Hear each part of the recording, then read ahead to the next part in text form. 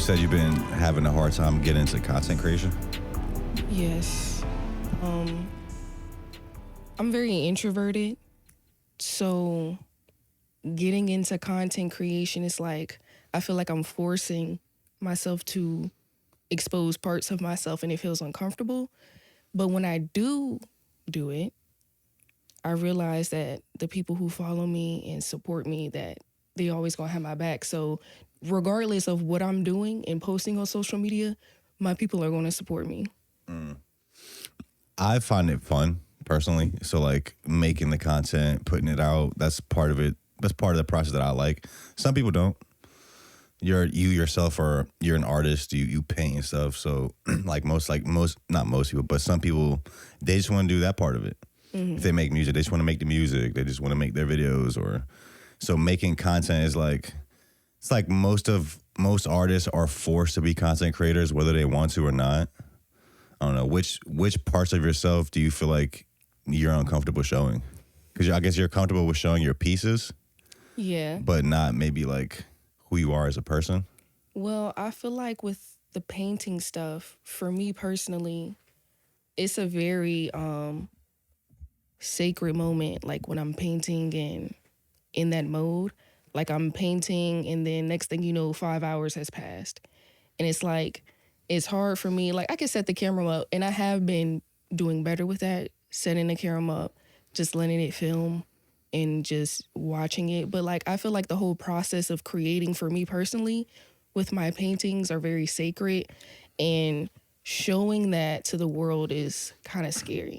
Maybe don't show the process. Maybe, excuse me, have some other thing you do that's like some type of formula for a video that's showing the finished product. But if you're uncomfortable with people seeing the process, like you don't have to show that part. Mm-hmm. You know? Of course. People do like that though. People like to see the process behind things. It makes them feel like a more personal connection with your stuff. Right. So I've been doing a lot better with just trying to show that aspect. Like I've been cooking up a lot of stuff. I've been working on a new series. I haven't been showing too much on social media, and I feel like with the day and age that we live in, we are so consumed to just see people posting constantly, like what they do 24/7. Like we see the dude dumping his face in the ice bucket with a banana in the water. Yeah, his videos are like, he's shown every minute. He's right, doing 601, like, 602. Facts. Like it's like kind of like you're under a lot of pressure here. But what I've been doing recently, but I've been gatekeeping low key because I've been trying to collect everything, edit everything, make sure when I do present it, it's in a way that people can receive it well. And I take my time on it versus just trying to put out content just for the views or for money or, you know. But I feel like that is also a reward when you do start to make the content. Like it's cool because when your heart is not in it for the money and you're just doing it because it's fun, once you get that reward, it's like, you know, that's pretty dope. And that's like, when I make my art, I don't expect to get money from it. Like, I'm just simply sharing a part of my life during that time. I can agree with that. And I feel like an artist and a creative myself that I'm genuinely passionate about doing this. But I'm not one of those artists that's like, feels like it's too pure to not make money. Like I still want to make money with my stuff. Yeah. And I think it'll be cool. That's not what's driving me to make it. Right. The feeling that I get like making it, that's why I'm making it. But it's cool to make money, like, and have a reward for your stuff that you made. And facts. And ultimately, like, depending on where you want to take this to, like, eventually, like, it has to become profitable. Mm-hmm. You could just paint your pieces and just leave them in your house, or maybe sell them like individually to people that know you. But right. If you want to make like an impact in the world, if you want to do that, some people don't, and that's okay too. But like, I think eventually it has to get to a level where you're making money. Mm-hmm. You know, what is this video? So it's a video series? It's a mix between like, I just been vlogging the process of like this new painting series that I'm coming out with. It's a series with like 7 paintings. It's something different that I'm trying. I'm involving like a character now. You created your own character? Yeah. Okay. I created my own character. I've been trying to like work her story together and trying to kind of related to myself in a way. So I'm very excited because the whole storytelling thing is very cool, I think. That's I think the most important part. Mm-hmm. Everything is about the story. Mm-hmm. You know, life is a story. A good movie is a great story. How can a painting tell a story? I guess the story is going to be like shown through these 7 different pieces, or Mm-hmm. So the story is going to be shown through the 7 different pieces. Basically, you're going to see where she comes from. I'm all about peace, not being under stress. I really like to be in solitude. Mm-hmm. So I feel like creating this character is a way of me having fun, of just a representation of where I'm at in my life right now. Is the character meant to be you, or is this like an extension of you, or is this a whole different like entity, or an extension of me? I would like to say a different entity. Without saying too much, like probably when the video comes out, I've probably shared a part of it. But this would be out on Tuesday, by the way.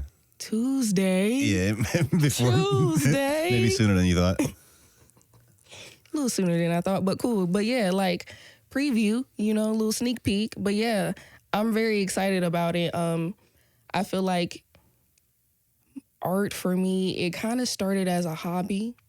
Growing up, I was always just into arts and crafts, making stuff like fashion. I had an interesting childhood because I feel like it wasn't like your typical child. Like usually a child can stay in one place. They grow up, they have childhood friends, they can experience things with their childhood friends. And I was a military kid. Okay. So I grew up in many different places. And like, where were you born though? I was born in Hampton, Virginia. So I was here. I'm stamped here. But the places that I grew up in, Grafenwehr, Germany, Colorado Springs, Colorado, Oklahoma, like I've experienced so many different parts of the world, and I've seen things at such a young age, and I'm very grateful for that. And I feel like that is a big part of my story and my art in a way. How old were you when you lived in Germany? I want to say from the ages 7 to 10. Okay, so you probably remember it then. Yeah, I definitely remember a lot of it. I definitely experienced different things that like a normal Black kid from a middle class family whose parent is in the military would experience, Yeah, let me take a sip of this water. Yeah, do your thing. What's some stuff you maybe took away from like being a kid living in these different areas that maybe you weren't exposed to, like here in Hampton? Because also you made your way back to Hampton. Right. Now you're in Hampton again. Yeah. Right. I would say racism, like racism in a different country. When I look back on it, it's very interesting because you don't realize things until you get older and you look back on it, you're like, dang, that really happened to me. Like you're processing it in a different way as you get older. But processing it, and then also like we're not to sideline the story too much, but you don't even realize how things affect you. Yeah. So then like you get older and like, wait, that affected me this way. That made me look at the world this way, look at people this way. Like it like subconsciously affected how your life went from there, but you didn't even know it. Facts. Yeah, for sure. That is a fact. But you said racism in other countries. Yeah, racism in other countries. Like for me and my family, my dad, he was in the Army. And my mom, shouts out to mom and pops, because I know they probably watch this. But come on. Your parents probably watching this? Yeah. That's funny. Hello. It's like but nah, like my mom, like when my dad was deployed, she was in a different country with 2 kids. Occasionally you would have to go off of the military base to, experience or, venture out. Maybe you needed something that wasn't on the military base. And looking back on it, I didn't realize it, but my mom always really made sure that everything was straight. Like, as I think of it now, like at her age, knowing if I could do that at that age, learning how to learning a different language in a different country. She had a little dictionary in the car with her at all times, just in case. She had to learn how to drive on an Autobahn. Like, little things like that she had to make sacrifices is definitely a bigger part to me and my story. Because you realize things as you get older and you're like, wow. But living in Germany, I just experienced a lot of different things, met a lot of different people. I was constantly moving, so maybe every 3-4 years we would move to a different place or a different, military base. And I would always have to make new friends, or I would always be the new kid. And like, it was just always unwanted attention for me. So I always found myself in a situation where it's like, okay, I'm here in this new place and people are like, who is she? Where did she come from? Like, because literally when I moved back here in high school, I went to Hampton High School, right? I was telling people, like, on the first day, like, where I came from. My dad was in the military. I lived in Colorado and stuff. They was like, do they have camels in Colorado? And I was like, camels? I'm like, this is still in America. It's not like we in the Middle East or anything. Like, but it really put things in perspective to me. Like, wow, some people may have not traveled outside of Hampton or Newport News, Virginia. Some people never leave their neighborhoods. Facts. So that realization was like, oh, damn, I have a different experience than my peers. I can resonate with that too. Like, so I'm from Bosnia, so my parents, like, we came here when I was like 4. So my parents didn't speak the language. They're learning the language, which also for your parents, German, I'm sure is like probably one of the harder languages to learn. So that's hard.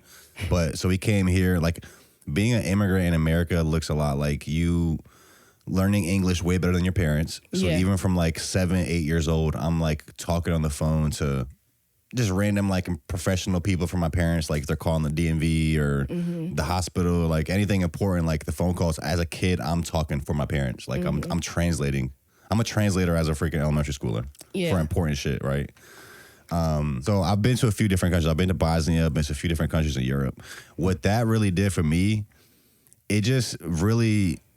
it broadened my perspective to where I just realized that I don't know everything and I haven't seen everything. Like, because if you don't really travel anywhere, it's easy to think like your city or your neighborhood or your area is like how the whole world is. And you don't even think about like, yo, people live in way different ways and they see the world differently. And like, so once you start seeing how all that other stuff, it just kind of humbles you. Very much. It makes you feel like you still have a lot to like experience and learn in this world. Yeah, very, very humbling experience. And then like being amongst my peers, like I said, especially in high school, I always was the outlier. It was like I was either in a class with the smart people or it was like I really didn't have like a group that I felt like I fit in.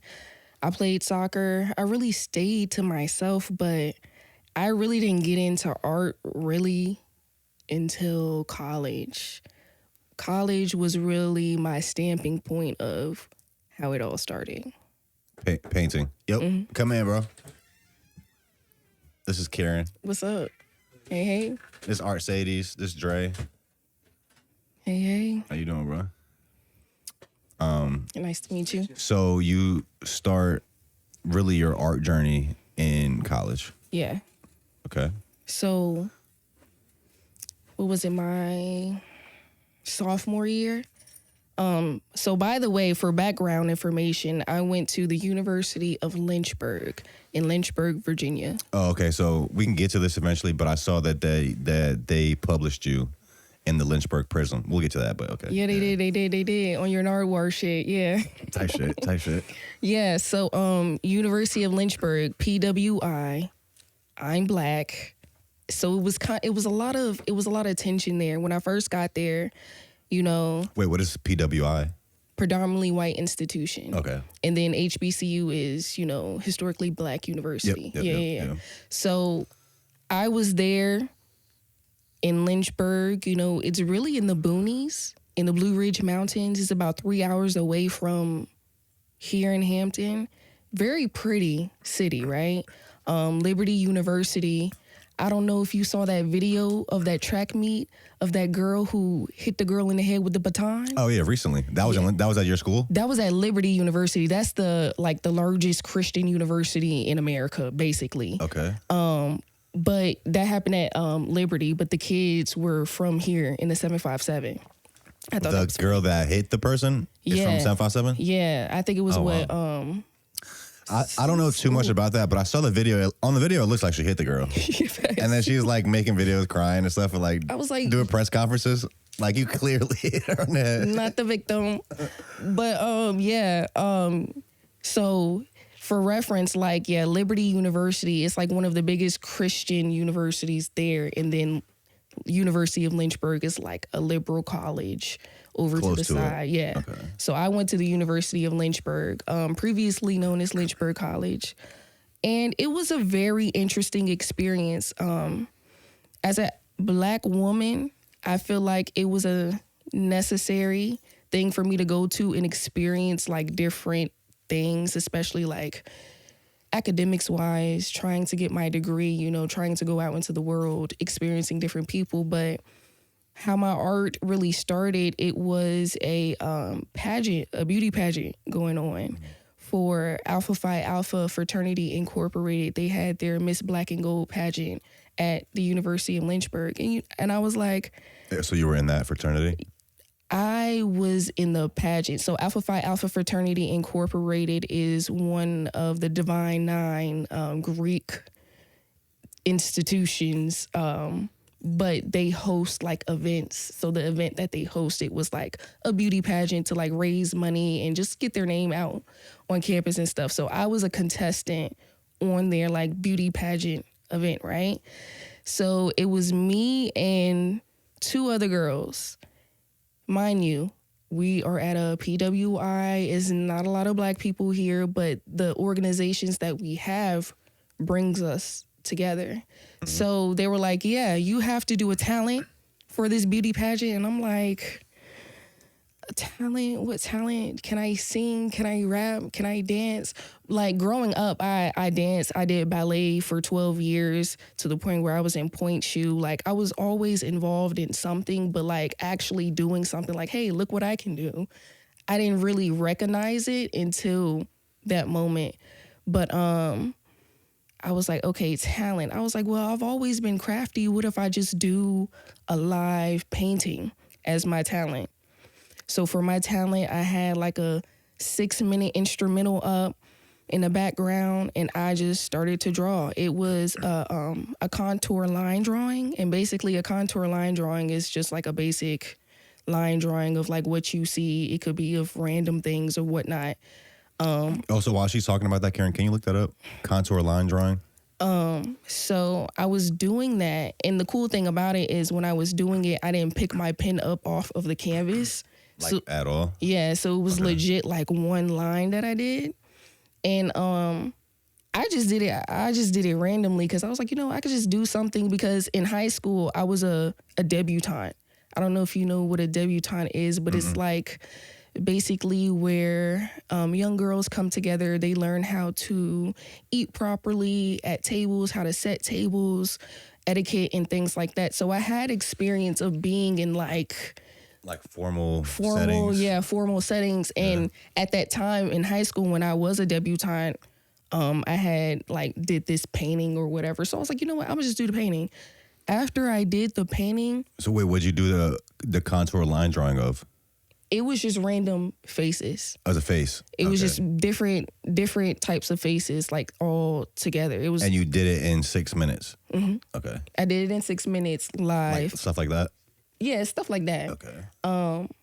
I could show you a picture of it, but I did it, and then afterwards, everybody was like, "Yo, are you selling that? Like, have you been doing this?" Like, and then it made me realize, like, oh, okay, people are, you know, recognize me for something that I just did randomly.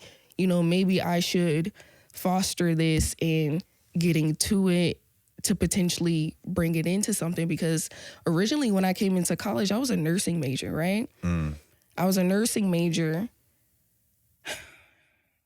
Not for me. Not for me. Like, I loved science, but caring for people, yeah, when I found out I was going to have to be changing grown people diapers and doing all this extra stuff, I was like, yeah, you know, I'm good.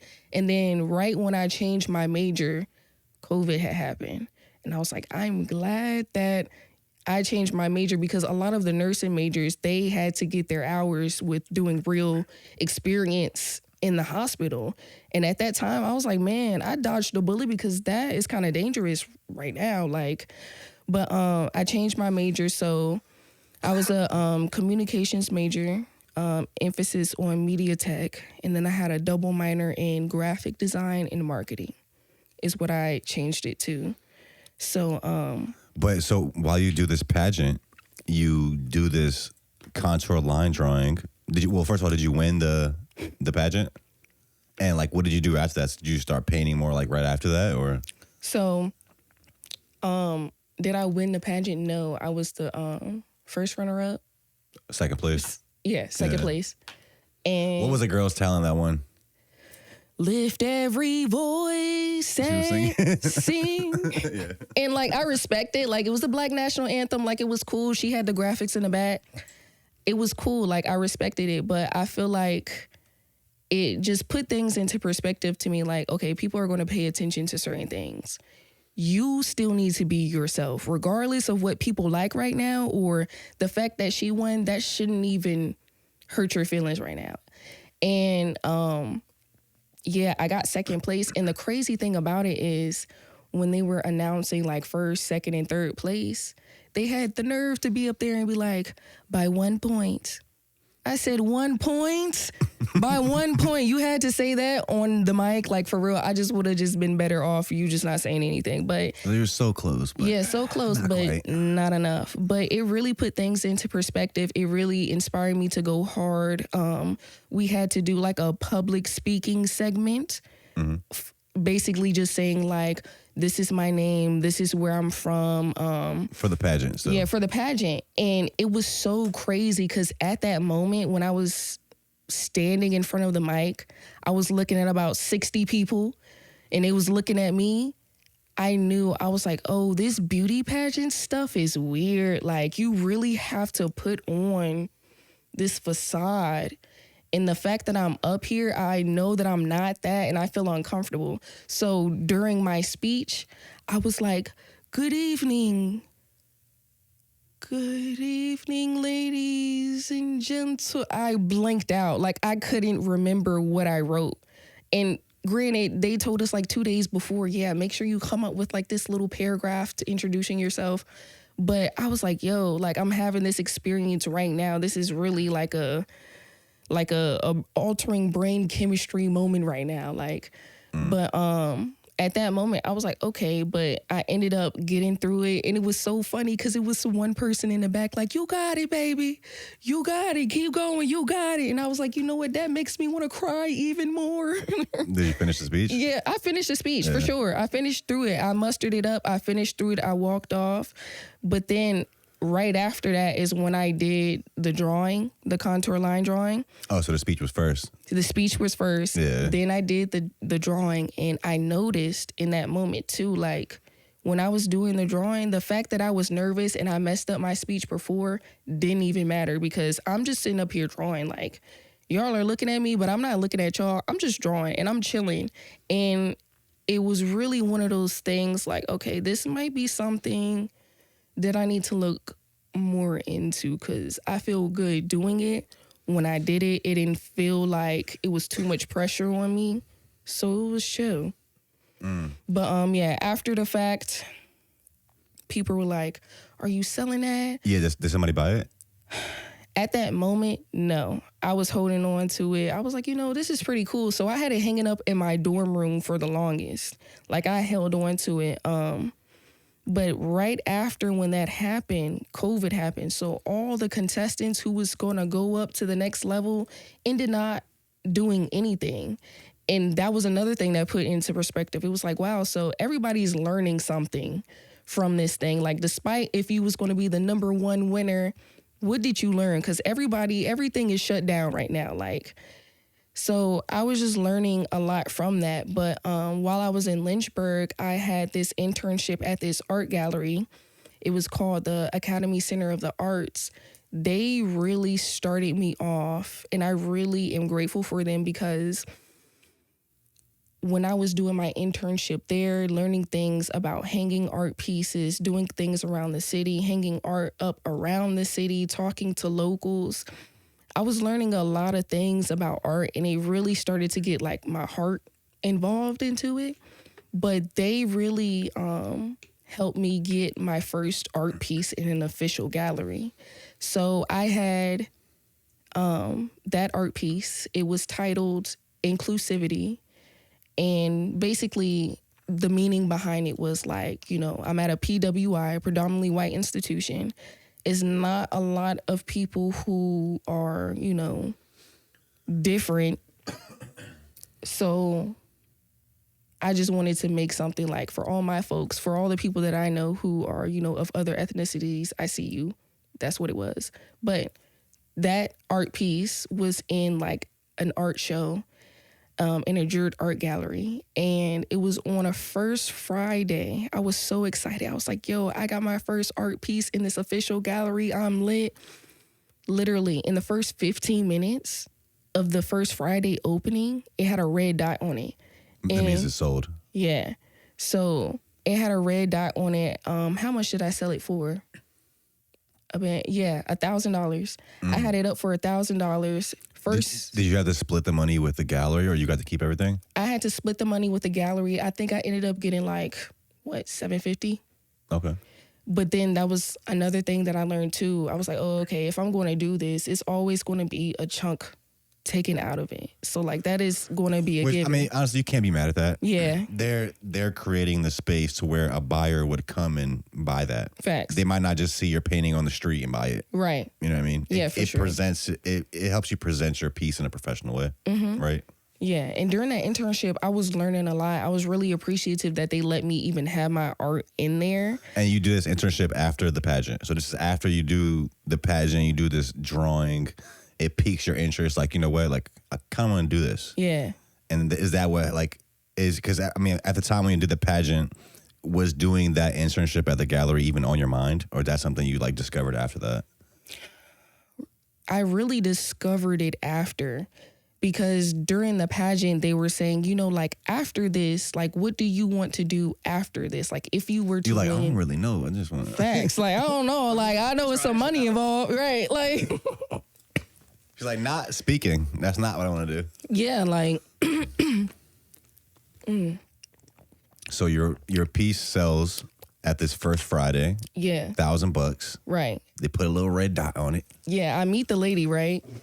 She was so sweet. She was like, oh my goodness, I love this. Like, it's so nice. I really like all the faces. When did you do this? Like, she was so enthusiastic. And it was a very interesting experience for me. Like, just to experience that whole thing. I was like, yo, all these other art pieces, mine was the first one to sell in the first 15 minutes, not even joking. Like, is there a picture of this piece on your Instagram or something? Yeah, it's on my Instagram. Karen, pull it up. It's toward the beginning of my feed. But yeah, I met her. She was cool. She bought it. No problem. And at that moment, I was like, okay, folks are really out here just buying stuff. Did she write a check or? Yeah, she wrote a check to the gallery, and then I think the gallery like gave you a check. Yeah. Yeah.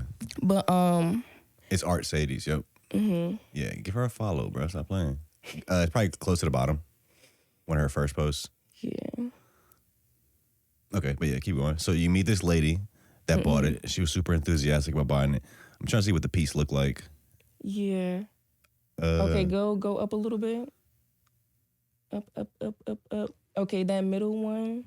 That one? Nah, the next one right below. Okay, the one with the faces right there. Oh yeah, zoom in on that. So the other zebra one, I actually did in like one of my college like intro to art classes. Oh, that's yours too on the left? Okay. Mm-hmm. That was an Andy Warhol inspired one. So wait, is that right one? Is that a contour line drawing too? Nah.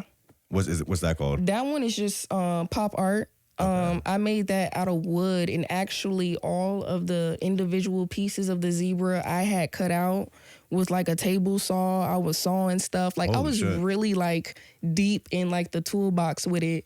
And it was really fun to like experience, and I really want to get back into it. But like college offers you those experiences to like use tools and like do different things. But zoom in on that That one on the left with the red dot, the like informational. Yeah. Come on. You little see red him? dot. A band. Got a little rack for that. Somebody Come came out on. on a Friday. She probably had a glass of Prosecco, was feeling good, and was like, I want that. Said something about that one. I want that. And it's cool because I think, she lives in New York now? So that piece is probably like in her spot in New York. Yeah, people that really indulge in like art and stuff like this, they got money. They got money. Because who has That's it. $1,000 to go buy a fucking painting? Like, be real. Be real. Majority of people don't. I know I don't. So I feel like I got your painting for a steal. Then No. we'll get back to the story. Okay. But I do want to talk about Okay. this is, I think actually this is where I met you first. So we did a panel, our first live panel at the Creatives for Charity weekend. Cameron Burchan threw, which we talked about. Like, we had a bunch of people on the panel. We talked about the role that artists working with the city, collaborations, like media, plays in cultivating a creative scene. So we do this panel. And then Cameron also wanted to do a auction, a painting auction. So yours was one of them, Karina Elise was one of them, and D. Kane was one of them. So I ended up putting in an offer on your painting. They can't see it on this video, but we'll film another video after. We'll put it right here. So you had this painting of Pharrell, and I was like, yo, I low-key need that. Because I feel like even the colors match the studio. I feel like it would fit perfect. So I put a little offer on it. I think I put in like $100, maybe 150. I think it was like $100. I was like, yo, Cam, don't let nobody else put a bid on this. I don't know if anybody was going to anyways, but I ended up winning the auction. Got the painting. Crazy. And that's also where I found out you were a teacher, so we can get into all that. Yeah. But so you do this internship. What was the gallery called? Academy Center of the Arts in downtown Lynchburg. This is also in Lynchburg. Okay, so you sell this first piece. How did that feel? This is your first ever gallery, like not submission. What's it called? Like just gallery showing, like gallery showing. So I'm trying to say, and it works. So is this at this point you're like, okay, I'm all in. Like this is my thing now. Yes, that was literally a confirmation. Like, this is not too bad. Like, I'm getting rewards. Like, a college kid, you just sold a painting for a band. Come on. Like, I was like, okay, I'm finna really get into this because this can really be something that could really go off. And after that, I was just really experimental, trying different things, doing different stuff. Like when I changed my major, especially, and I started to take the actual art classes, it was very fulfilling because I was like, okay, I'm going to class and it's something that I actually want to do, right? I'm not frustrated. I'm not sitting here learning about history all the time, like the boring stuff that I don't care about. So when I started to learn about the cameras and I started to learn about marketing and I started to take my art classes, it was all just starting to make sense for me. So I just stuck with it because it was working. Pretty much. Maybe, how do you look at being a creative and spending time in a classroom? Because I feel like for a lot of stuff, like let's say music, it might be a better use of your time just make the music, or like video editing. Like I edit videos.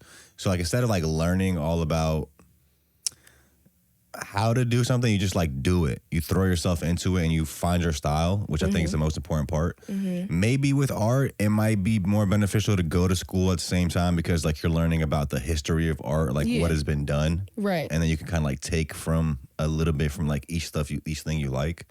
Do you think like being a creative, is it a better use of your time to be in the classroom or like actually doing the thing?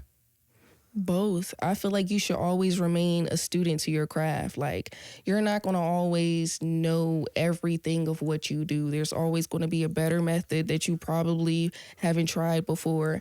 And like, even with me being a teacher now and like having to take like certification tests in order for me to become an art teacher, even, it's like I have to study art terms, art history. And it's like once you learn more about that stuff, it really helps you just really hone in on your style or what you're doing. But in college, it was more so like we would learn about a concept. Then it was our job to maybe like replicate it in our style.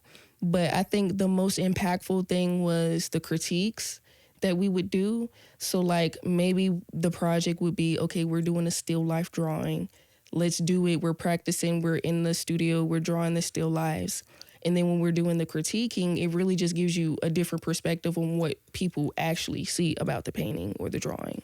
Like the students are critiquing each other's drawings. Mm-hmm. Mm-hmm. And then it also makes you grow tougher skin to not to be like, oh, you don't like my painting or you don't like the art style that I do. It's not even that deep. It's not that deep. I just feel like, you know, the more that you learn, the more information that you can put in your bank, in your piggy bank, is more beneficial to you and your craft. So while you're still in college there, is this when they publish you in these different like magazines? I think one was called Lynchburg Prism. Was there other magazines or is that your only place you've been published? That's the only place I've been published, but I've been published in the Lynchburg Prism, and then there was another, it was like an academic book of like students' work, but it was like specific to the art department. I was published in that too, and I think I've been published like what, maybe 4 or 5 times. Yeah, I seen. I sent you that post, Karen. It should be in your DM. It was like 2 different posts, I think. And and one of them, like the caption was like, "Yeah, been published like 2, 3, 4, 5." You're like, "I lost count." You're right. Yeah, slight published flex. Yeah. And it's like, I was really grateful for that opportunity because it just offers you something to put in your resume. Really. Yeah, the go Oris, up. I think it's that. Is that one? Yeah, the That's Oris was yeah, the yeah. one specifically to like the art department. So like the kids who was doing photography and paintings and different stuff like that.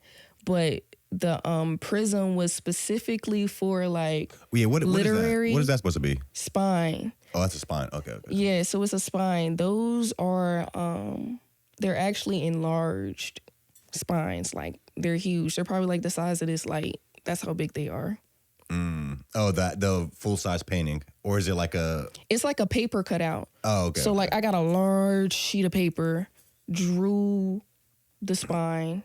I think it was out of oil pastels, and yeah, I hate that whoever was editing and doing the things, the graphics in this Oris did a terrible job with the photos. Like, it doesn't do it justice. Like, it looks mad dark, but... Go back, Karen. There's one more post I think I sent you. Or is this the one? Yeah, that one, I think.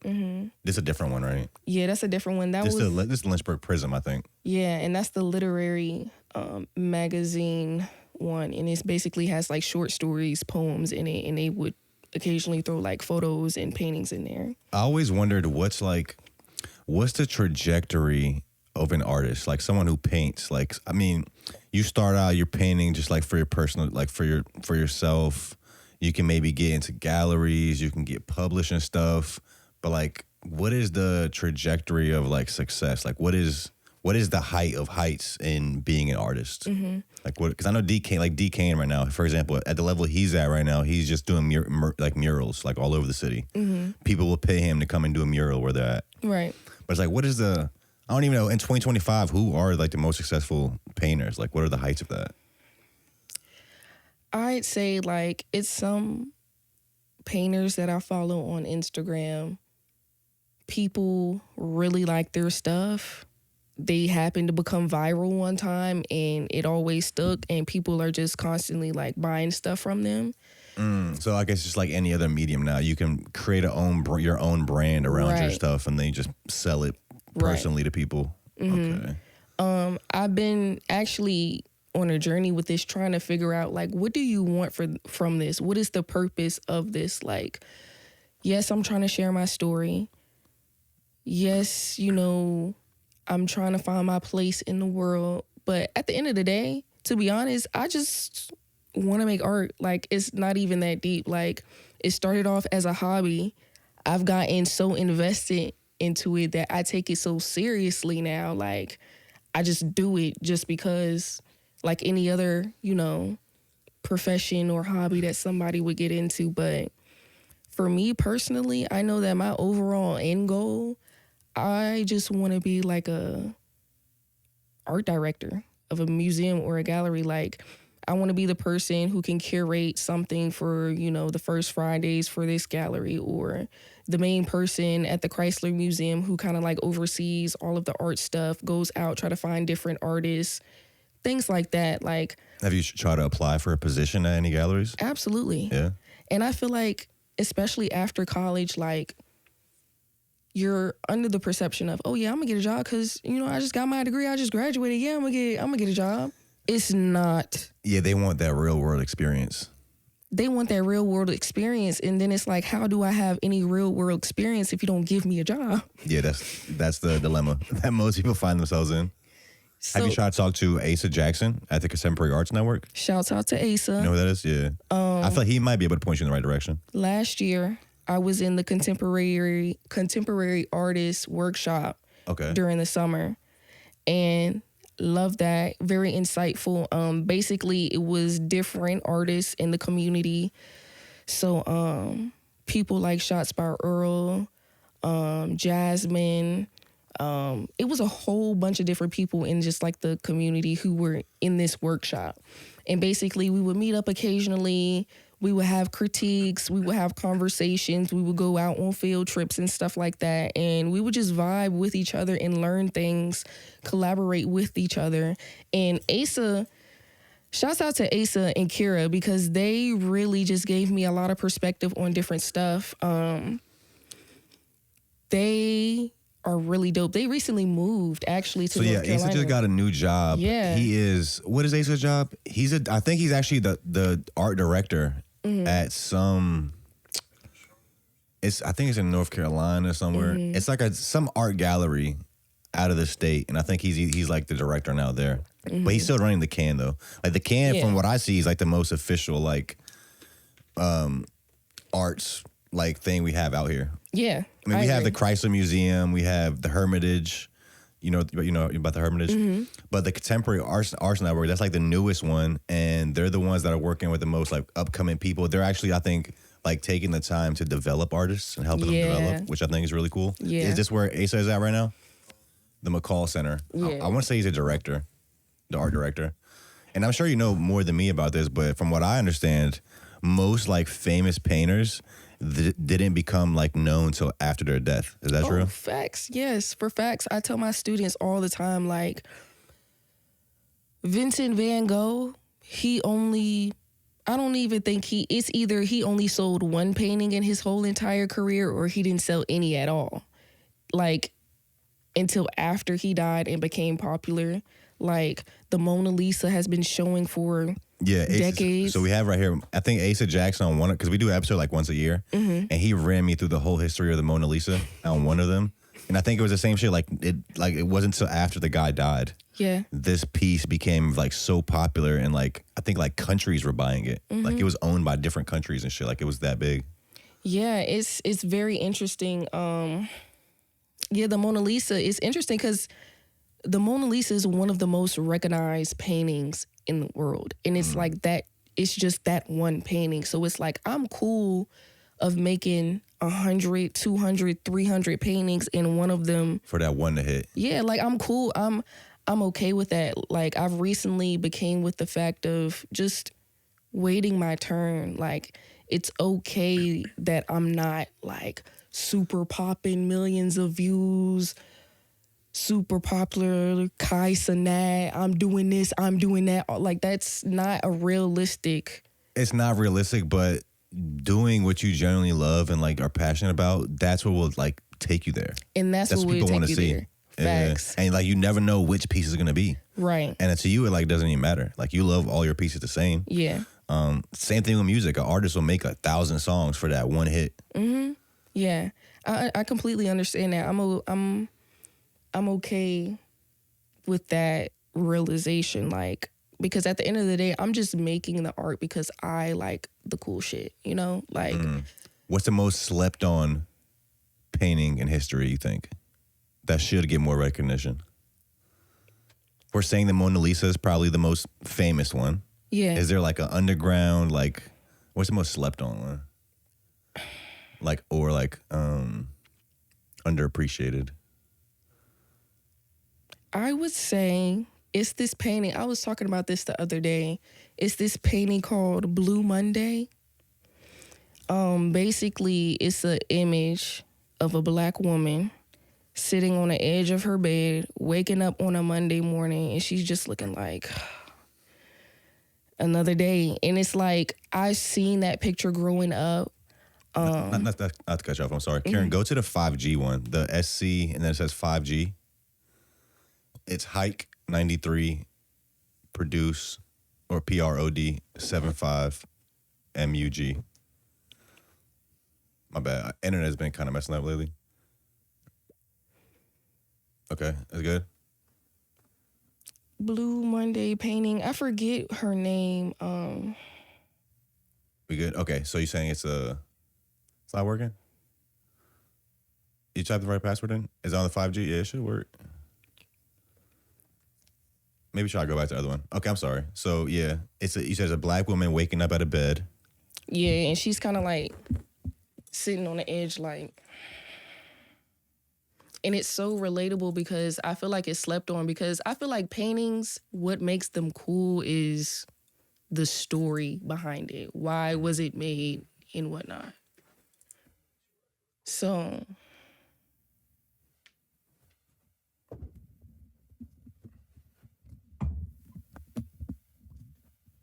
thank you.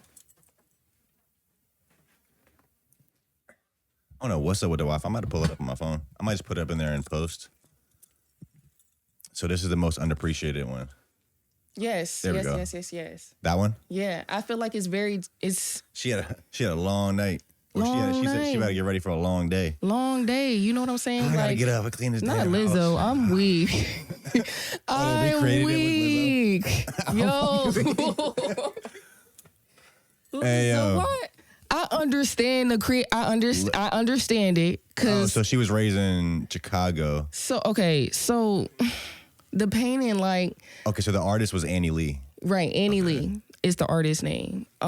Me personally, just, becoming a young black woman, working, hustling, doing what I need to do in order to be successful, like, especially being a teacher, I wake up every morning like, bro, I got a buffer for at least 30 minutes before I get ready just to make sure that I'm capable of going into work and preparing myself for those kids. For real. My girlfriend's a teacher too. So Right. she's also a middle school teacher. So I understand your pain. Like, she comes home crying a lot of days because I guess it's not easy to deal with these kids.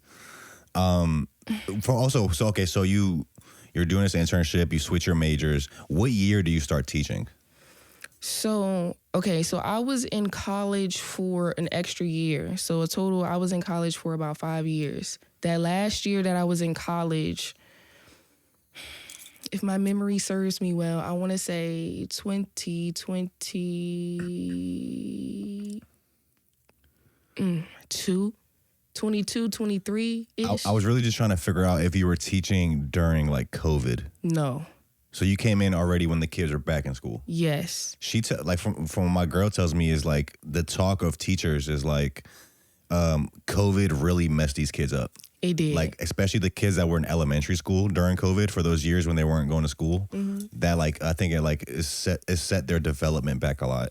It definitely did, because it's like, if you think about it, like, you just gotta be on Zoom.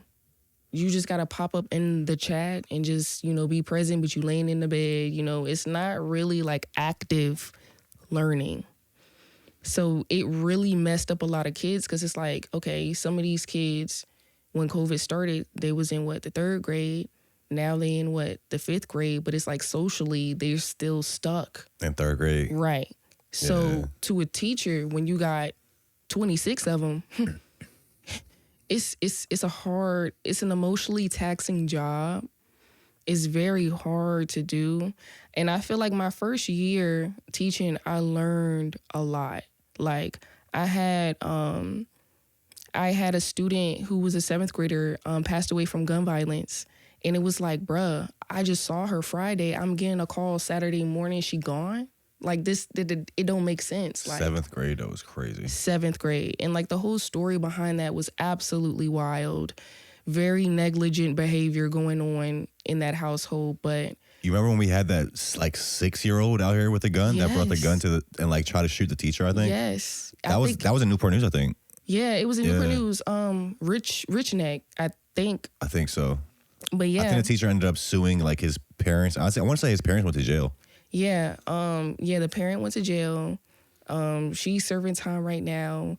The teacher, she was trying to sue Newport News City Schools for millions, right? And they were like, you're not going to get millions. Maybe you'll get the amount that you are already making, but maybe not millions. And it's like, that's rough. You really got shot. Like, and as a teacher, it's just so crazy. And not only that, the principal, I think, got charged with child neglect too because... Of the school? Mm-hmm. What did the principal do? The principal, so apparently somebody came to the principal earlier before it happened. They made a report, I think. Yeah. And he didn't do anything about it. Right. Yeah. Crazy. It's a fucked up situation. I mean, even as a teacher, that's got to be traumatic because you're trying to teach these kids. And I mean, I want to say, I actually didn't read too much into that story, but like, it's a 6-year-old. How much does a 6-year-old really know? They don't know what the hell they're doing. So it's like, obviously you're probably going to forgive the kid because it's a damn kid. Yeah. But I'm sure it's going to bring us some trauma. It's going to be probably hard to do your job after that. I don't know for sure, but I'm willing to bet she's not a teacher anymore. Definitely not. Yeah. I wouldn't be. Nah. Most of these teachers don't want to do it anyway. Facts. They're just getting a paycheck like a lot of other jobs.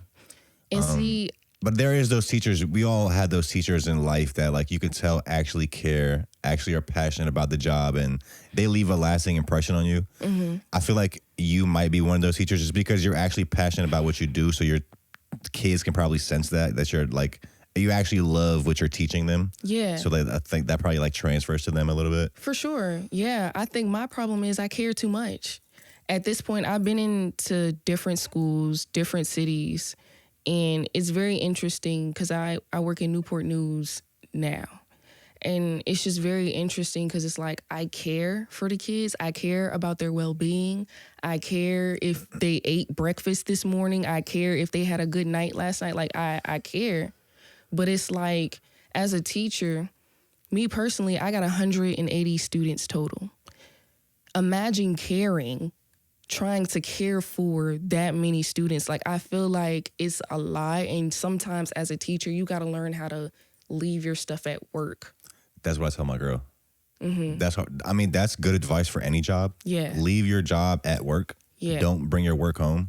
But it might be hard as a teacher because you actually have to bring it home. You're grading stuff at home. You're thinking about this stuff at home. You can't just I do electrical work. So it's like if you're a construction worker, you can just leave that shit at work. Yeah. It's not the same thing. You are bringing home those problems and that stress with you. For sure. It was definitely something I had to learn. And like, even when my student had passed away, I was talking to the other teachers like, y'all don't think this is devastating? Like, this is crazy. And it was like, hate to tell you, but this is normal. And I was like, what? Like, me teaching, it helped me heal a lot of like childhood trauma for real. Like, I feel like it was a lot of full circle moments when I started to teach, and then I saw experiences that my students were going through that I went through, and like I could be that support system for them. Because initially, the reason why I started teaching, to be honest, I was in college, I was looking for a job, and I had saw this position. It was like a long-term art teacher substitute job. And I was like, I could talk about art for days. Of course, yeah, I'm gonna try it. Like, what do I have to lose? So I ended up trying it, and it was very interesting because on the first day of me teaching, I was like, oh, this is like an extroverted person type job. Like, I'm very introverted, but like when I'm around the people, I love, I'm very comfortable, but I was like, wow, I have to be extroverted. I have to be Miss Frizzle, literally. I have to be Miss Frizzle. Miss Frizzle? I feel like it's like a dang cartoon character. Yeah, no, Miss Frizzle is from Magic School Bus. Okay, I'm about to say, that sounds like somebody from a damn cartoon. Yeah, she from Magic School Bus. I feel like I have to be her at 8:30 in the morning, and it's crazy. Like, I have to always show up. Well, I attempt to show up as my best self. Like, and I feel like being that young Black teacher, I've recognized and I've seen, like, students taking a kin to me to the point where it's like, okay, I gotta close and lock my door and make sure no kids try to come into my room, because they really, enjoy my essence. They enjoy being around me, talking to me, because it's like the type of stuff we talk about in art class, we may be talking about the Pharrell fashion show, or we probably just talking about Frida Kahlo or some random stuff, or like we have different conversations about art. I try to let them know that art is not just painting a picture. Like, visual art comes in different forms, and you may potentially be interested in one of these forms. Like, some people don't know that architecture is a form of visual art. For sure. And some people don't know, like, maybe that kid is really into building stuff,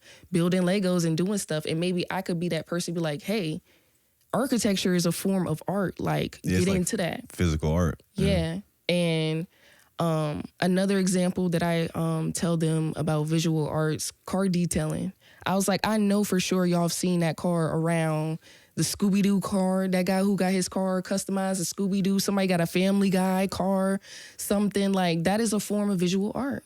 And if you're a person who likes cars, mechanics, maybe that's something you can get into. Has teaching art deepened your understanding in it? Absolutely. It actually made me a better teacher, and it made me understand art better. Like, if I'm trying to understand a concept, by me teaching it is a way of me learning it also as well.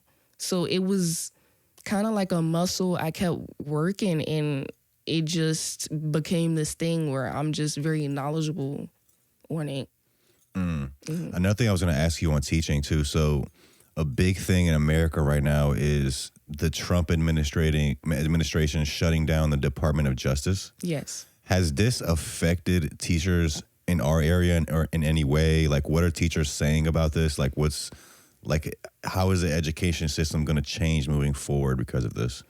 So a lot of talk with the teachers. It's a lot of hearsay, and I feel like with situations like this, it's really important to keep yourself informed, because sometimes a lot of things can get convoluted into like people's opinions and stuff. But from what I've heard, with having my ear to the streets, like, as far as those kids getting free lunch, that may not be a thing anymore. They're taking out free lunch? Yeah, that may not be a thing of them not having the access of getting free lunch anymore, because a lot of kids get free lunch, and some kids just come to school to eat. Like, yeah, some kids actually don't have anything to eat. Facts. That's the only time they eat is at school. Yeah, so it's like, it hasn't been any direct things that have happened to me personally at the school that I've been working at so far, but I know in the future it's definitely coming. And that's why I'm kind of like falling out of love with it a little bit, or just putting it on the shelf for now. Teaching. Yeah. Because it's getting crazy. Another thing that I heard about was like all of the teachers who basically help out like any type of special needs or English second language, or their salaries might be affected because of that. I know for a fact, especially in the colleges, even the college that I went to, our diversity, equity, and inclusion office no longer exists. And when I was thinking about it the other day, I was like, damn, like, when I was at the University of Lynchburg, I was in the diversity inclusion office all the time. Like, we was planning multicultural galas. We were doing different events for BSA and the Latina Association. Like, we were doing things for the minority group. And the fact that I hear that office is legit gone now, it's like, dang, that's kind of scary. Like, regardless if you think that it is beneficial or not, from my personal experience, I've gained a lot from being in, like, those type of organizations. And it's sad because it's like, for those type of students, minorities, to go to these type of schools, it makes it harder, because it's like, I got scholarships just for being Black. Like, it was things that I was applying for that I was getting just so I could go to school, just for being a minority. So it runs deep, and it's scary. And our generation, this upcoming generation, we definitely doomed for sure. And I'm doing my best, y'all. I'm doing my best trying to save this generation. I really am, but it's so hard. Like, I'm trying. You got a lot of things that you're going up against. Yes. TikTok is up there. How are these kids' attention spans these days? Short. Yeah. Short as a TikTok video. Also on the DEI stuff, I'm kind of conflicted with that because, like I said, I haven't done too much research on it. But I wish we could get to a point in America where we don't even talk about race because it doesn't really matter. Like everybody just works hard. Everybody's treated fairly. 'Cause I feel like you can hyper fixate on race too much, Correct. and it actually has the reverse effect of what you want it to have. Yeah. Especially with kids, I don't think kids should be getting taught about like I don't know. Like I don't even think kids should learn about racism. I think you should probably learn that in high school, maybe. Like you, as a kid, you shouldn't nobody should be putting in your brain that somebody thinks you're less than. Like that feels weird to me. So you know what's crazy, and even probably from your girlfriend, you probably heard the type of language that the middle schoolers speak in nowadays. It's like, I agree with you. Like I'm with you on like maybe we should teach some of these subjects when they're a little older, more mature, because they're mad immature, going around calling people monkeys. Like the language is, the way they speak to each other is absolutely disgusting. And it's like, I can say, watch your language, watch your mouth, stop. And they'll be like, my bad. And they'll be like, bitch, fuck you. And then it's like, bruh, like, what am I doing? I just feel like a lot of these program stuff, and I'm sure there's people that have well intentions at these programs, but I think it has the opposite effect. Like you want it to have this effect that it's bringing everyone together, everyone's more understanding, but it's just like, I don't know. And even like the race stuff and the sex stuff, I don't think kids should be learning about that in elementary school. Like you shouldn't be learning about sex in elementary school. You shouldn't be thinking about that. Like, why are you putting that on kids? Yo, literally going to work, it's like scrolling through World Star Hip Hop. Like, it's either somebody fighting in the bathroom, in the cafeteria, throwing hands. Somebody got exposed. This one girl, they dressing crop top, short shorts. Like, it's really like, it's so crazy. And it's like, I definitely do think it's directly affected by the demographic and where you are teaching. Because mind you, it's like downtown Newport News, right across from the school that you went to, elementary school you went to. How you know where I went? Did you go to elementary school with me? No. Wait, how do you know what elementary school I went to? I just know. Where'd I go? Because I went to 2 elementary schools. Carver. Wait, how did you know I went there? Seriously. What the hell? How you know that? Yo, chill out. What the fuck? So I went to South Morrison for like kindergarten. No, I went there for first grade, second grade. Then I went to Carver. I was in the like talented and gifted program for 3rd, 4th, and 5th. Yeah. I don't know how the fuck you knew that. That's okay. Shoot, you know stuff about me that I don't know how you knew. I mean, you did your research, right? Wait, can you tell me how you know that? What the hell? I don't think that's on the internet. Did you talk to somebody about that? No, actually, we had a conversation. I was talking. It was at the 24-hour stream. Oh, when I did a little mini interview with you on the couch. Yeah, we was talking a little bit. I told you that? Yeah. That's funny. Yeah. Yo, you know what's crazy? I saw some. Okay, so I was in the talented and gifted program. Look this up, Karen. Apparently, there's a conspiracy that the CIA was recruiting people that were in the talented and gifted program for like these different experiments they used to do, like telepathic, remote viewing. Yes. They used to they would recruit people that were in these programs to those programs. Yo, What does it say? Type in talented and gifted. Type in talented and gifted program recruitment CIA. So I looked this up. I was like, yo, did I get fucking recruited? No, for real. Because remember how I told you I lived in Germany, right? When I was in Germany, I was in elementary school. The CIA approached you. I remember because I went to school on the military base, right? They would take kids out, we do hearing test. We do certain things like, okay, what shape is this? What shape is this? Memory test. Open that up, Karen. Memory type of test. I saw that because I saw somebody on TikTok talking about it because they were saying how they were in the gifted program too. And it's just very interesting. Go to the top. Let me see the headline, Karen, or that first initial question. Zoom out. I was declared gifted in elementary school and placed in a program that, in hindsight, I'm pretty sure was fraudulent. How likely is it that I was falsely declared gifted? What is he talking about? Go down. Let me see the response. Scroll to the right. The GATE program had nothing. Us gifted and talented education, I think. The GATE program had nothing to do with academic excellence. It was an offshoot of the CIA's MK Ultra program, run by both the CIA and aerospace defense contractors to scout for children that possessed a certain aptitude for speed reading, hearing parameters, and artistic potential. Move the whole internet to the right a little bit. You got more room on the right over there. Like the actual internet. Grab at the top of the internet. Yep. Yeah, move. Yeah, let me see. Let me finish that. Go back. Where's the rest of that I was just reading? That sounded interesting. Oh, the CIA just disappeared that shit. All right, let me see. We know too much. I was tested in all of these parameters. Whatever scores I got were never shared with me, but I was routinely taken off school grounds on weird field trips I barely remember. This is going to sound crazy, but this is when the CIA and the Pentagon first started their Stargate and remote viewing programs. This is a rabbit hole I've just started to explore, but in recent months, I've stumbled upon a lot of credible sources pointing this out. Regardless of what you believe, the CIA did take this stuff seriously and still do if you look at the recent whistleblower testimony from Luis Elizondo. I don't know. It's kind of weird, though. It's very weird. Definitely, like, I don't find it too far off. Like, the CIA plants stuff all the time. They plant stuff and they do all these weird experiments. And like the crazy part is like it's literally all on their website. Have you ever went down that rabbit hole? No. The CIA has literally you go to the CIA website straight from them. It's not like there's just some random webpage talking about this shit. You go on their website. They have all these documents, thousands of documents. And in those, they talk about these different programs they did.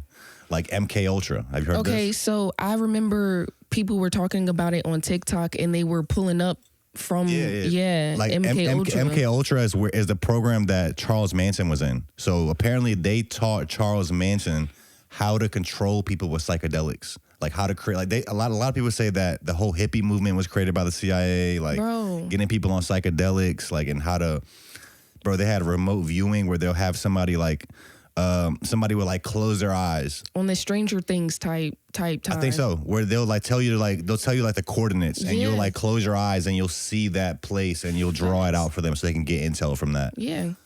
A lot of weird shit is like going on that it sounds fucking crazy, but it's literally on their website.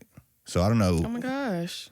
And then with them too, you don't know, like you said, they plant stuff. So sometimes they'll plant fake stuff to make it seem like it's real and then like it just to throw you off even more. The lottery. Mr. Beast. The lottery? What about the lottery? I feel like that's like definitely like a toy. They're playing with us like. The lottery, the actual lottery. Yeah. Like you can win $5 million if you play the lottery. Like. It's always like some super old people that win. Like. Did you see the most recent person? I think it was a lady in Williamsburg or somewhere. She recently won the lottery, had a lottery ticket. And she had on a mask and shades on, took a picture with the check with her name on it. And it's like, one, that could be a fake name, but two, you got your name up there. Like, we could easily figure out who you are. Yeah, I'm coming masked up to pick my check up. You're not even know I won. It might be a little... Yes, that's it. Yeah, see, exactly. It might be small signs that I won the lottery, like I fucking have 3 Apple Watches on. Right, like, got some new fucking shoes today.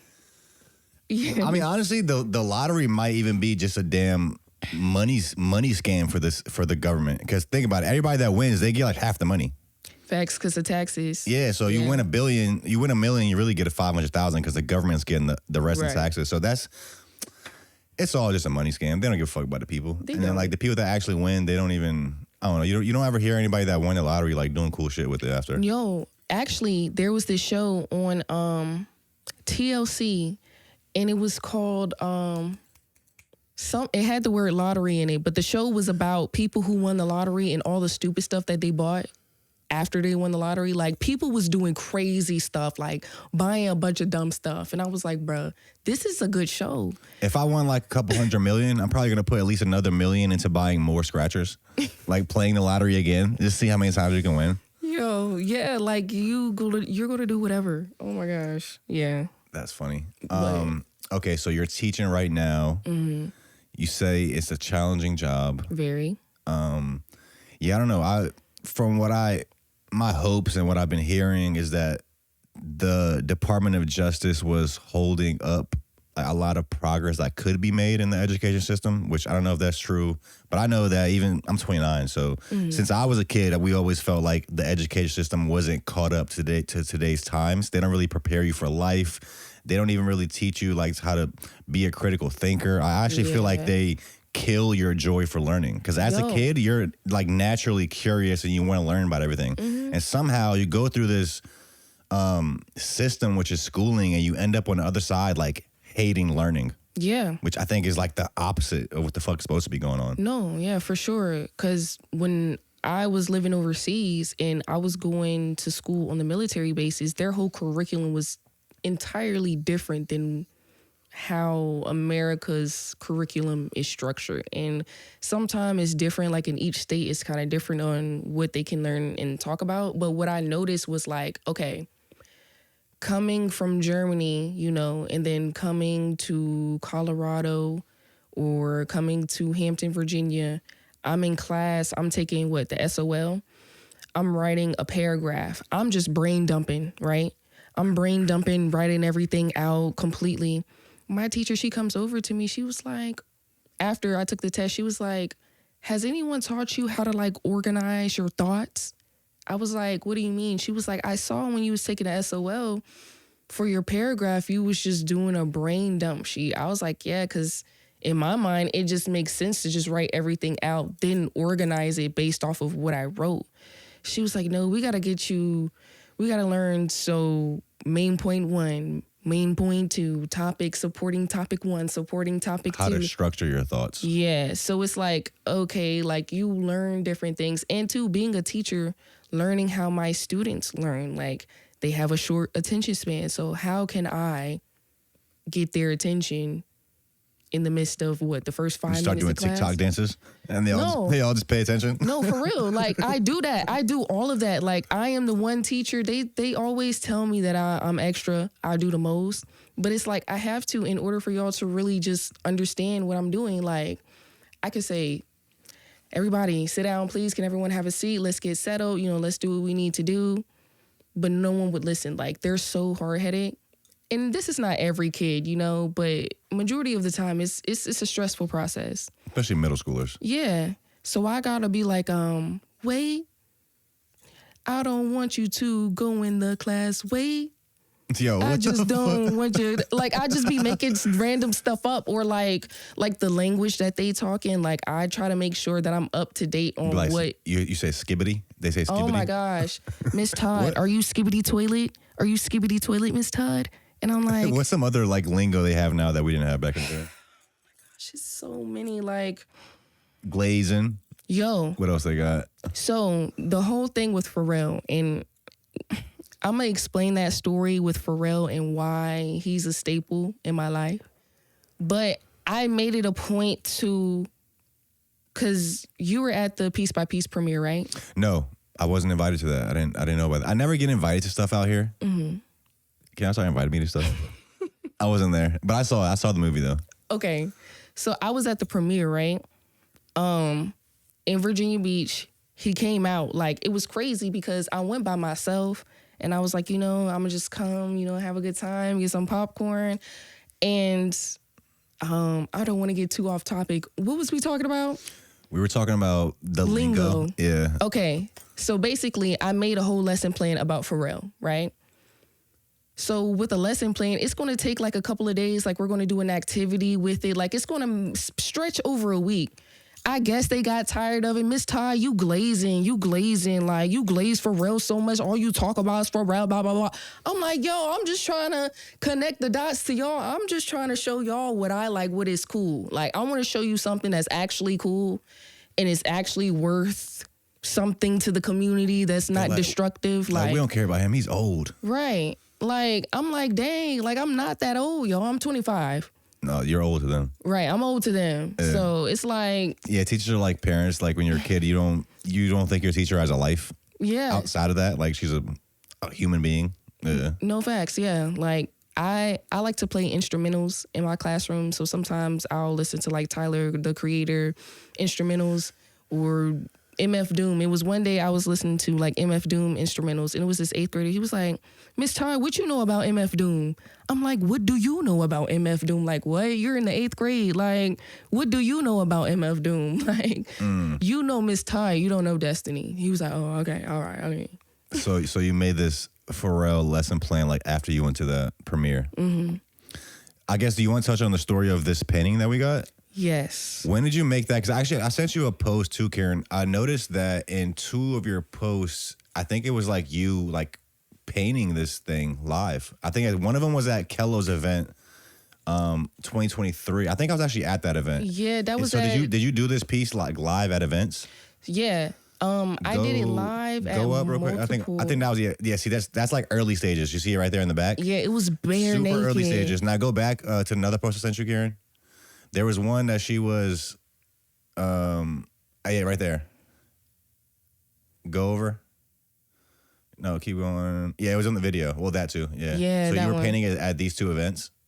Yeah. Okay. I was doing it live, and then I would work on it at home. I think I was at that event. I think. Mm-hmm. That was during the Neon Fest. Yeah. Yep. I was there. Yep. Yeah. So the background, as you can see, looks completely different. Like, that's my thing about art. Like, it's subject to change. I feel like it's kind of like a relationship. Like, sometimes you need either you keep working on it or you just leave it where it's at. Like, oh yeah, I didn't even notice the background. Yeah. Yeah. So wait, is this an actual picture of Pharrell that was like looking like that, or did you completely just like imagine this whole thing? So it was an actual picture of him. Okay. With all the jewelry, the blinged out Rubik's Cube, everything. Yeah, that's the actual picture of him. But the story behind that was I graduated college. I moved back home. I moved back home with my parents, right? Yep, Okay. That's it. Okay, yep. Yeah. So I moved back home with my parents, and I was like, I need to find a job, like ASAP. Like, and I'm really big on trying to have a job that has some form of creativity in it. Because if it has some form of creativity in it, and I absolutely hate it, I'm just love it for the fact that it's creative, like a creative type job, right? Mm-hmm. So at first, I was like, I just want to do some fun stuff, because before this, I had my solo show, my first solo show at the same art gallery that I was interning at. I had moved back from Lynchburg. I had ended up traveling back up there to see the solo art show. And that art show, it was real heavy. Grief, addiction, stuff that I was going through, stuff that I saw people going through, me becoming a woman, me going through experiences that just essentially molded me. So coming off that, it was real heavy. So I was like, I just want to make something cool. Like, I just want to make something that looks fun, and it's fun to look at, and it's like low effort. Like, it's not even like, it doesn't hold all this weight of all this serious stuff. Yeah, facts. Because I feel like a lot of the stuff that I was doing, it was super massive. Like, the canvases that I like to work on, it's on canvas scrolls. So like, essentially, it's like, you know, that canvas, it got the wood on the back. Mm-hmm. Canvas scroll is just like the material of the canvas just rolled up. Okay. So a lot of that solo show that I had was large, big pieces. So I was like, I just want to do a canvas, do something cool, do something fun. And it was interesting because as I was doing this, I was looking for jobs. I saw that Yellow Hab had a substitute teacher position open, right? And I was like, you know what? Based off how my life is right now, this is the perfect condition. Let me try to apply to the school and just see what happens. Like, that would be dope. I could work at his school, you know, because the whole thing about his school is about 40 students. Pharrell School. Mm-hmm, Yellow Hab. I didn't know you had a school. Yeah. That's in Virginia Beach? Yeah. Well, it resides in Norfolk, but Virginia Beach, it probably will move there eventually, yeah. So he has this nonprofit school. It's called Yellow Hab. And basically it just changes. It takes all of what public school system has, but it makes it better, what we should be, you know, experiencing as an education. So it's like they have people who come into the program and just like help What does HAB stand for? I don't know. I think it's like kind of like a I don't know. Yellow HAB. I kind of see it as like a what is it called? Like a I mean, I was assuming it's an acronym for something. I don't know if it's an acronym, but I think HAB, it has something to do with like I don't know, like a hub or something. I don't know. Okay. I don't know. I'm not sure. So they're taking all these things that they do at public school and making it better. Yeah. So like what? They're a micro school. So yeah. So it says micro school from Pharrell Williams nonprofit organization designed to provide personalized hands-on learning experiences focusing on STEM. So basically, I'll explain it this way. Instead of math class, you got numeracy. Instead of science, you got, what is it called? I forget the direct word, but it's different fancy names for different things. They have different partners, like Nauticus come in with the kids and actually teach them stuff. When I was subbing there, it was really interesting to just see the culture of it because it is a school with only about 40 kids in it. So the nature of it is very like family-like. So everybody knows everybody knows family, parents, everybody is cool, helps out each other. It's really like a village. And that's what I really appreciated about what he's doing with Yellow HAB.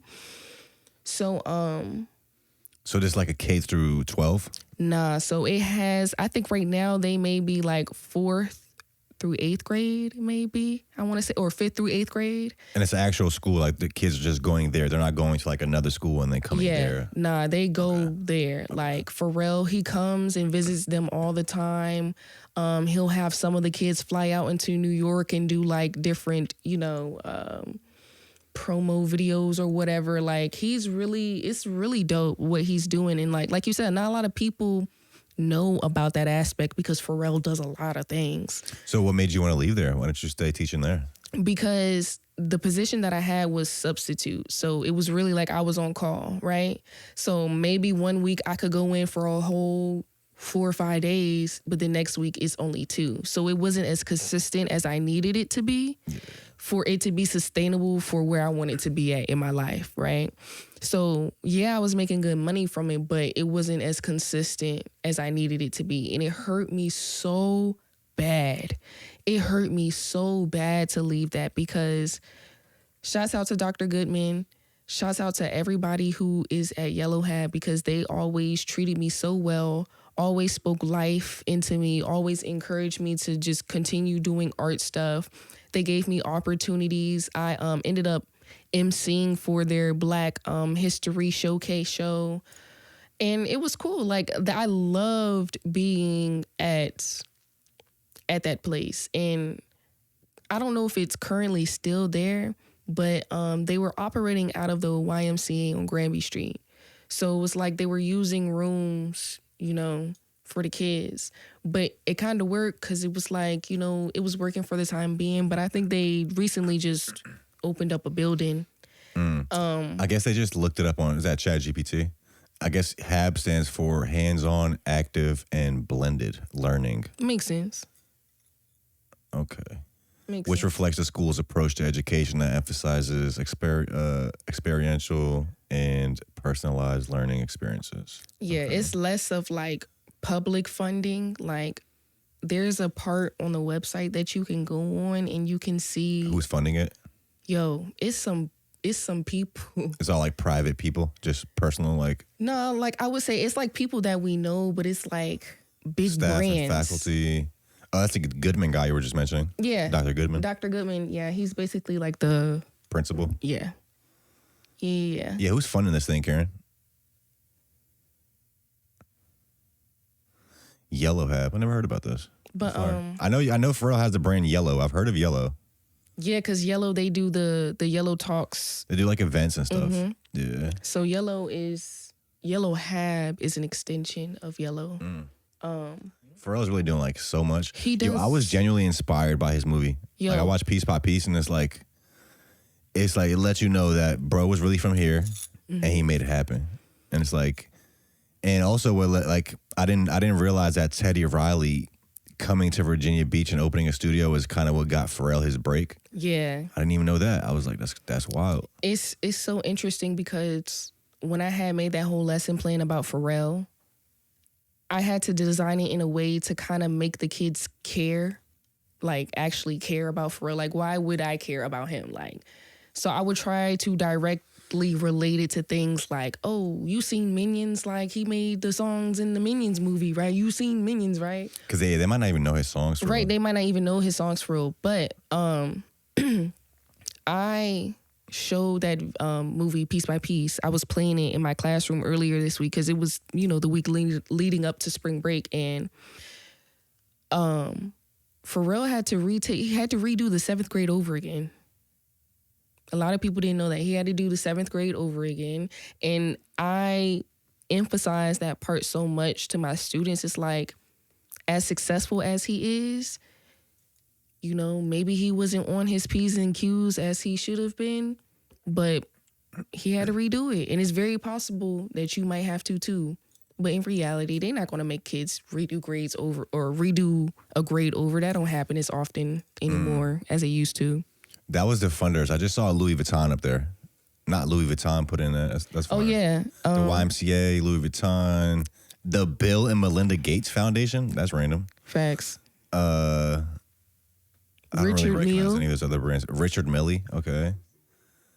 CHKD, I Am Other, Kroger, Chrysler, Shopify. They got a lot of sponsors. Virginia Natural Gas. They better be putting up some money for that shit. Billionaire Boys Club, Adidas, Amazon. Oh wow, they have a lot of partners. A lot.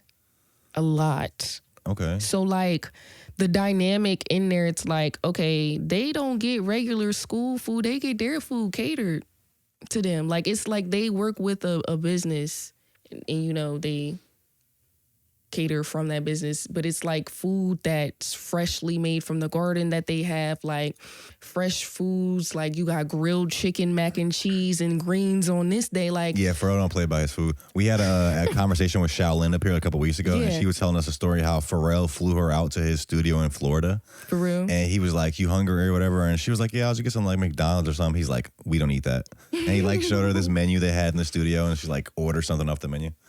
That's dope. But yeah, no, that's fire though.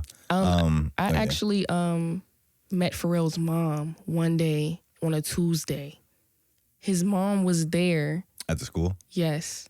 So it's crazy how it's happened because it's in the YMCA, right? So I had went to the bathroom. Everybody is like in the lunch area. I go to the bathroom. I come out the bathroom. I see some lady is in there that I didn't see like 5 seconds ago.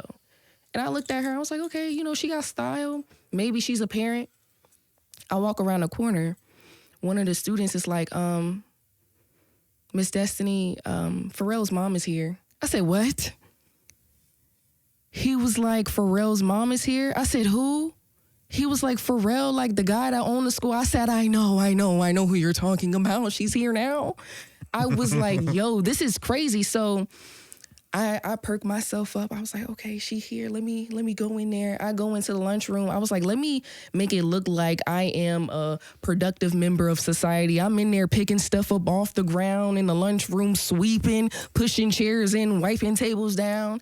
And then as I'm doing that, I'm looking to the side and I see she has like this bag. She's fly. Like, she is super, super fly. And it was so humbling to meet his mother before I even got to see him in person. So I was looking over. She had like a little Yorkie in a bag. She had like these flared out jeans. She had 2 ponytails on the side, had a gold tooth in the front. Like, she was that girl for real. So I was like, how am I going to approach Pharrell's mother? Like, what am I going to say? Like, what can I say? Because I don't want to make it seem like I'm a fan and I'm about to faint. That's one thing that I'm not going to do. I don't want to make it seem like I'm a fan. So I said, oh my goodness, your dog is so cute. What is his name? She was like, his name is Babe. Babe. Yeah. I was like, that is so cute. That is so cute. I was like, She's like, you made such a fire baby.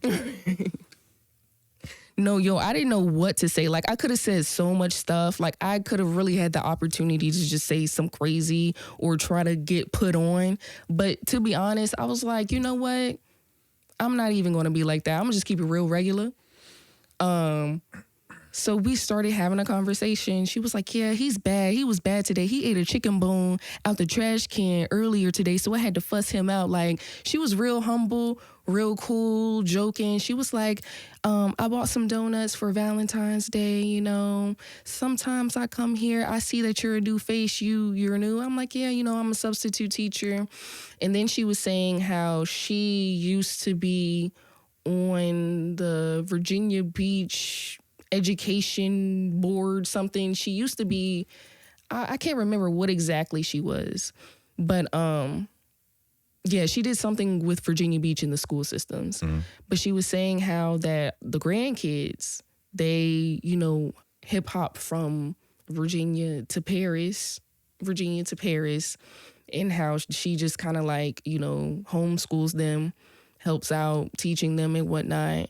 And she was just really cool. I was like, it was really a pleasure meeting you. She was like, you too. I hope to see you again. And that was that. And I was like, wow, I just met Pharrell's mom on a Tuesday on Granby Street. Did he ever come by to the school while you were there? While I was there, no. But right when I left, he did. Right when he left. But it was crazy because when I was at the premiere for the Piece by Piece movie, at the end, I'm sitting on an end row at the movie theater. So he's walking down and I'm like, oh my gosh. He just walked out, man. It was really dope. I'm really glad that he took the time out because I know that was a busy week for him. He was doing stuff with like LV and other random stuff. So he took the time out to, you know, just appreciate and just let people know, like, thank you for coming out and watching this movie. And that movie is really great. I've watched it at least 15 times. With your kids? Yeah. I genuinely enjoyed it too. I've been saying that I don't think Lego like promoted that like they should. There wasn't that much marketing for that movie. They didn't. It was pretty much like what Pharrell was posting on Instagram. Like I didn't see any like, honestly, I don't even think I saw any like YouTube ads, like random like commercials for it. So they had like, but I think it deserves that. I think it could be like a big movie for Lego. Yeah, they had like a website promotional little game where you could create your own Lego minifigure. Mm-hmm. And I did that with my students. I was like, okay, today's assignment, we are going to create our own Lego minifigures, but you have to make it look like yourself though. So I was really giving them clicks. Because all the kids was just making their little minifigure selves. And that was a part of the assignment. You know, you downloaded it to your computer, you send it to me, done. Assignment, good. But yeah, it didn't get as much light as I thought it would, but I am very appreciative. And I had got the Lego set for Christmas of the rocket ship. I think Aliana ended up ordering that too. Mm-hmm. Built that. That was a fun build. Highly recommend. Hell yeah. Mm-hmm. Yeah, we have a few people out here that shows you it's possible. Mm-hmm. We don't have that many people from this era, I think. These are all kind of from previous eras, but it still serves its purpose. It inspires us to like think that we can reach those heights. Oh yeah. Artcedes, appreciate you. Is there anything else you want to touch on? Anything else you want to leave the people with? Is there a gallery or somewhere that you're going to be maybe live painting soon? Like, where can people find you at?